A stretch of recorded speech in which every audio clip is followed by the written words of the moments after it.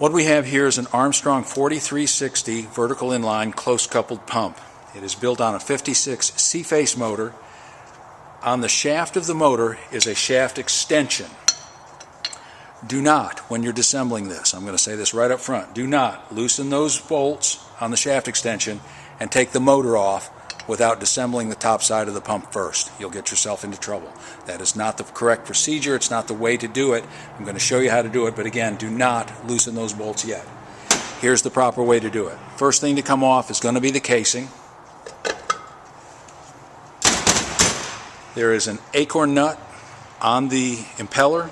Take that acorn nut off. The impeller is keyed to the shaft and will pull off. Now sometimes it pulls off more easily than others. You may have to put a gear puller on it to get it off, but the impeller comes off and it is keyed to the shaft. The next thing you see is the seal kit, and we are at the shaft extension right there. Let me get the seal kit off.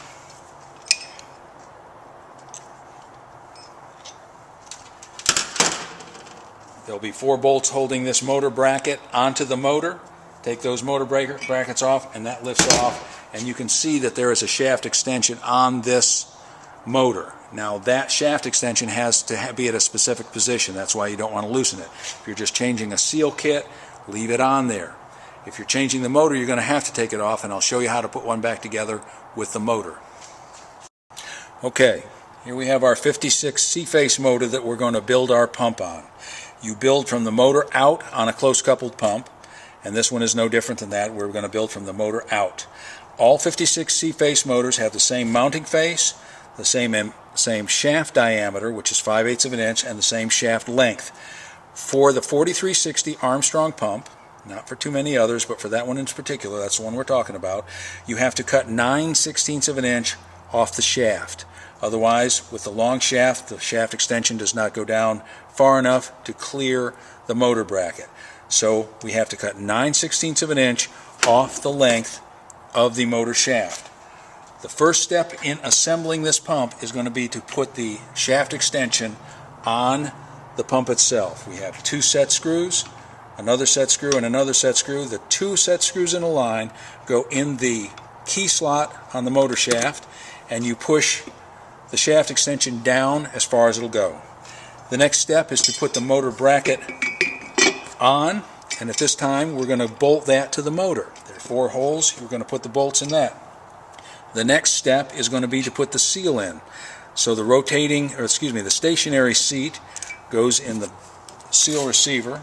The rotating head goes on the shaft, and at this time we're going to pull that shaft extension up, or lever it up as high as it will go. The back of that is going to hit the back of this motor bracket, but you want it as elevated as high as you can.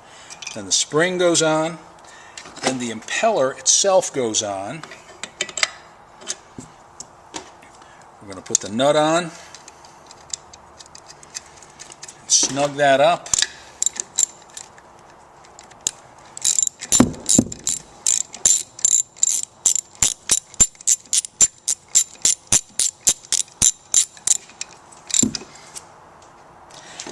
Now this next step is actually the trick. We have that shaft extension up full height. We're going to push it all the way down as far as we can. What that does is compress the spring fully and puts it down as far as you can. Then we're going to back it back up about 1/16 of an inch. You don't want that spring fully compressed, but you want it quite compressed. This does 2 things. It gives you the proper amount of tension on the seal kit itself, and it also positions the impeller in the casing. So you go all the way down, back it up just a little bit, about 1/16 of an inch. Then you're going to go reach through this motor bracket and tighten the set screws, and you're ready to put the casing on, and you are done.